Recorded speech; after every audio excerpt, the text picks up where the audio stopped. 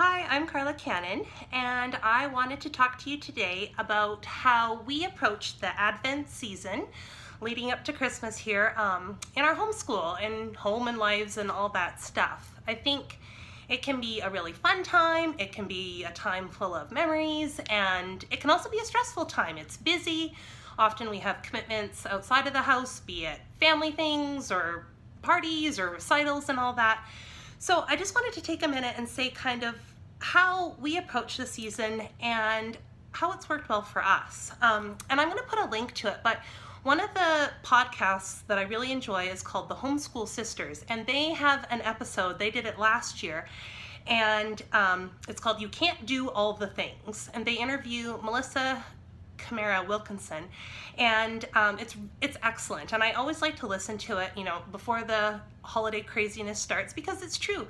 You can't do all the things. You can't do everything that you see everybody doing, and you have to find the things that work for you and for your kids and for your family, and what brings joy to your home. What is joyful for one family may not be joyful for your family, and that's okay. So I think starting right from the get-go, I want to say you have to find what brings joy to your family, and if something doesn't, then forget it. Don't do it. Do something that does bring joy, and it's okay if it looks different than other families. So the first thing I wanted to show you was our Wordly Wise book. And you may think that's kind of a funny thing to start with on an Advent video, but the reason that I wanted to show it to you is because it's my 5th grade daughter's been working through it. It's one of our variety of things that we use, and I was looking at it as we were coming up to the end of November, and I thought, man, if we just push through in December, if we do, if we stay on the track that we're on, we'll be done by this certain date, and it's just, that would be awesome. So I thought, okay, let's just, push through December, and if we keep going, then, I'm gonna really feel good about that. And then I was working with my daughter, and I thought, man, she's had such a good attitude overall this year, and we've had a good year, and I could tell she was getting sick of it. And it's a good book, but we all get sick of things.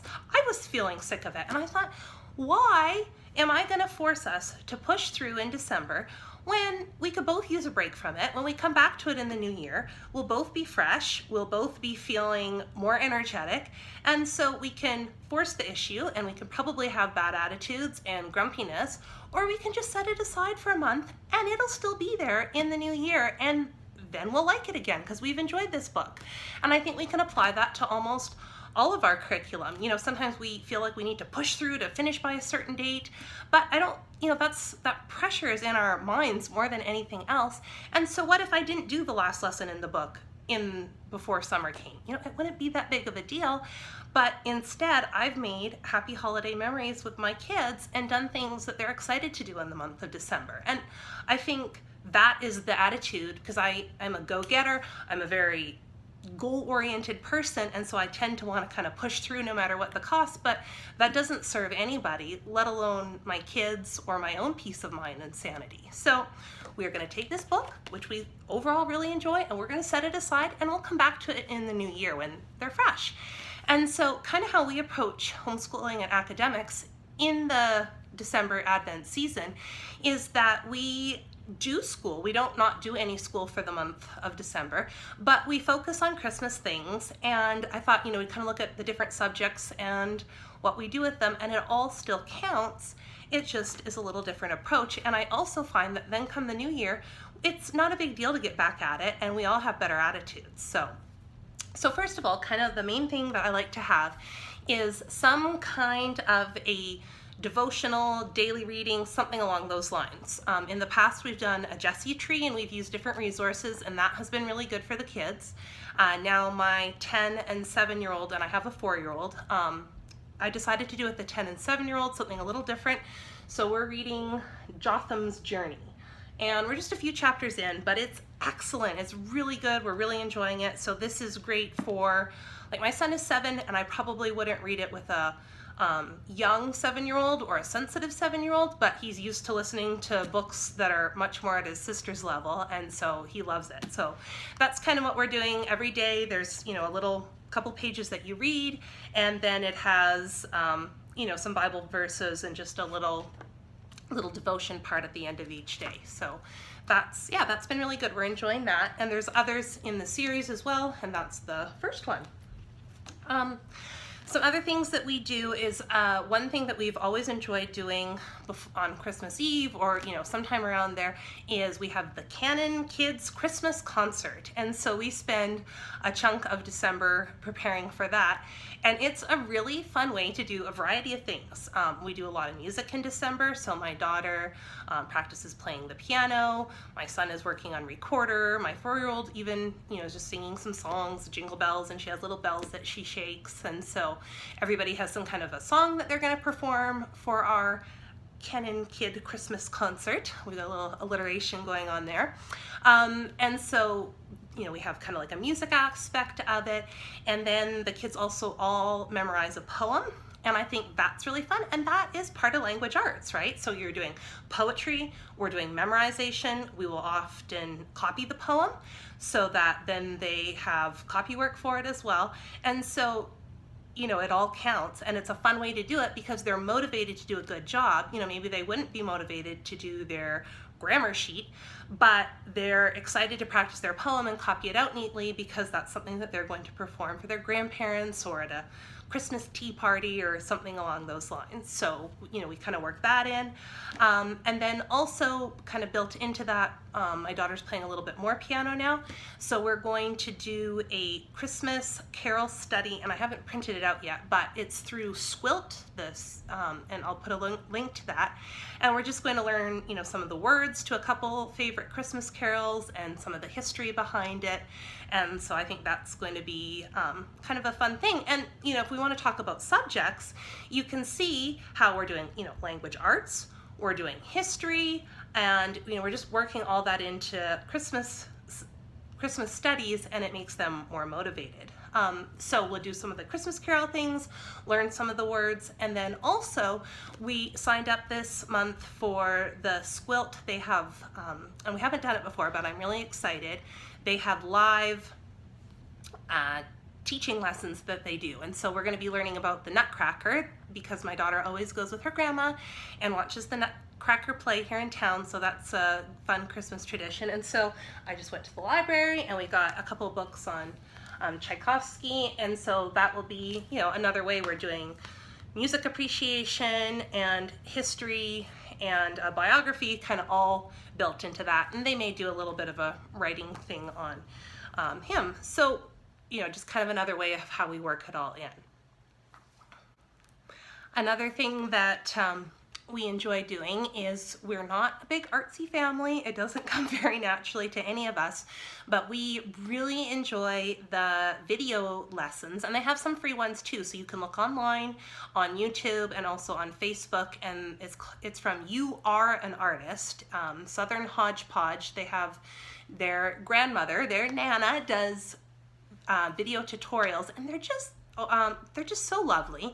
And for kids who, we don't do a lot of art, but they're successful with it, and they just turn out beautifully. So some things that we've done already this year, we had done like a Christmas tree, we did some gingerbread, and those were really fun.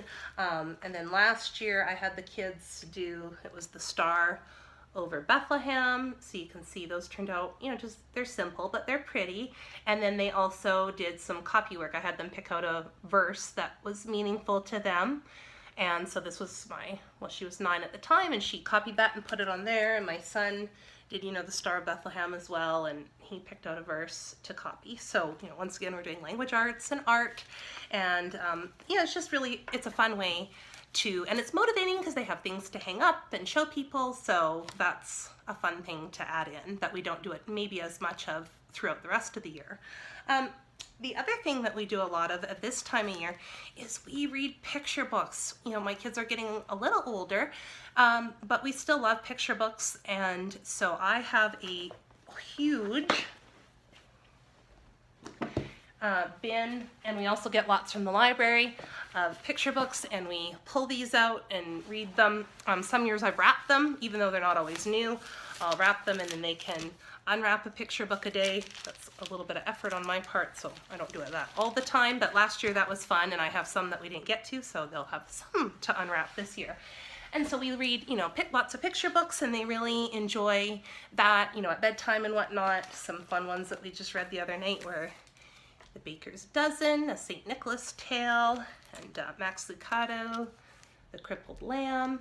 And so it's kind of fun because now we've done this for a couple years, and we pull out these books and it's our family tradition, and they're like, oh, I remember this book, or I love this story, and they read them to each other and on their own. So I really encourage you, we use the library a lot. There's lots of good ones. Get a good list from Read Aloud Revival or other places, and just read picture books together. It's simple, it's fun, and it's a neat way to celebrate the season. Another kind of simple tradition that we like to do is we like to have a gingerbread day. So I'm not much of a baker, but we're gonna make some cookies and eat those this year. But also we like to read these beautiful books by Jan Bretz. We have the Gingerbread Baby and Gingerbread Friends. We've got a few different fun gingerbread books, so that's kind of fun, and we'll read the book those days, and then we make little gingerbread houses out of graham crackers, and I hot glue the heck out of them, and they are so cute you could not eat them, but the fun is making them. So that's kind of a fun little simple tradition we like to do. Other kind of tradition type things is to count down to Christmas. We've had, these are simple things. I'm not talking about big overwhelming things that stress you out every day. I'm talking super simple, but it's the little things that are fun and make it special for everybody. So my grandma had given me one year all these little stockings she found at the dollar store, and they have one for every day of the month, and so then we'll hang one of those up as our countdown to Christmas. One time we got at Costco, they had this was years ago, but anyways, they had the story of Christmas, and then it's the story of Christmas, and there's a little ornament for each day, and it tells the story. So you just, pull out whatever number you're on. This would be like the 5th, and you just pull it out, and then you hang it up on the tree. So just, those simple little things they enjoy, but they look forward to because they know we do them every year. The other thing that I enjoy doing a lot this year is playing games. And, we've talked about music, we've talked about history, we've talked about art, we've talked about some language arts stuff that we do.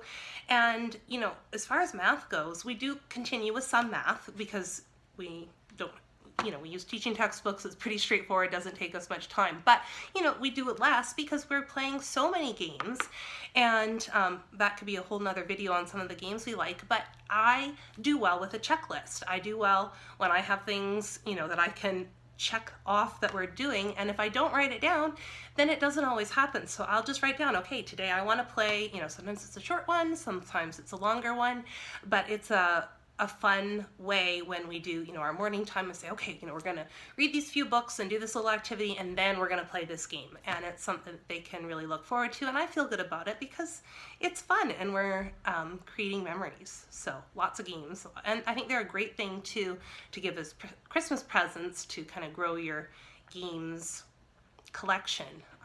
If you visit Kate Curley at My Little Poppies, she has tons and tons of game suggestions, so that's a great place to check out as well. And I also wanted to mention that when I'm reading to the kids and we're doing our reading aloud and morning time type things, then often I will also have kind of Christmassy type things that they can work on during that time. They like to stay busy as I'm reading to them. So right now we have a giant mess in our craft area, but we've got paper and rubber stamps, and I got some green and red stamp pads, and they are busy making Christmas cards. And so they're cutting things out and whatnot while I'm reading to them, and that's been fun. And then as part of their language arts, their writing is then they are writing cards and writing letters to people, and I think that has been a really fun way to keep them motivated, because they are doing something that has purpose instead of just filling out a worksheet. So lots of writing in the month of December.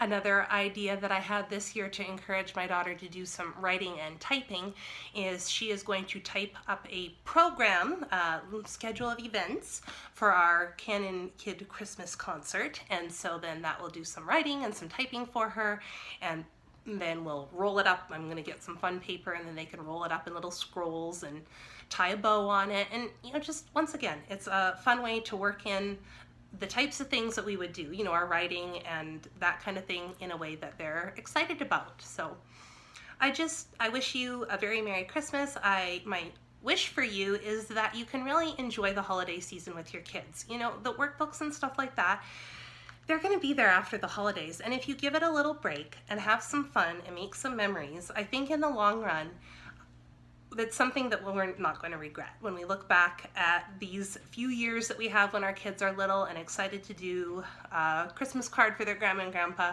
you know, that's a good place to put our time and energy on. So have a very Merry Christmas, have a wonderful holiday, and hopefully you will be all refreshed to start again in the new year. Bye-bye.